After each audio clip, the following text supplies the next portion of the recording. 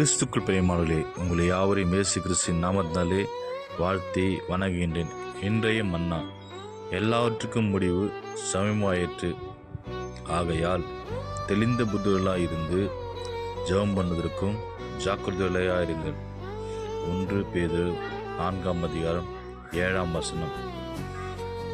கிறிஸ்துக்குள் பிரியமானவர்களே, இதில் 2 அடிப்படையான விஷயங்களை தேவனக்கத்தை தெளிவாக்குகிறார். ஒன்று, தெரிந்த புத்திகளாக இருந்து, அதாவது கெட்ட குமாரன் தன் புத்தி தெரிந்து தன் தங்கமத்திற்கு போய், தகப்பனே, உனக்கு விரோதமாகவும் பரத்து விரோதமாகவும் பாவம் செய்தேன் என்று தன்னை தாழ்த்தி தேவனிடத்தில் ஒப்பு கொடுத்தது போல, தன் தந்திரத்தில் ஒப்பு கொடுத்தது போல இந்த இடத்தில் தேவன் நம்மையும் ஒப்பு கொடுக்க வேண்டும் என்று பிரியப்படுகிறார். அதே போல ஜெபம் பண்ணுவதற்கு, ஜெபம் நம் இஷ்டப்படி செய்யாமல், வீண் வார்த்தைகள் எழுப்பாமல், தேவனுக்கு சித்தத்தின்மான வார்த்தைகளை பேசி நாம் செய்யும்போது கர்த்தர் தாமே இந்த வசனத்தை ஆமென்றும் நம்முடைய வாழ்க்கையில் பலிக்க செய்வார். ஆமேன்.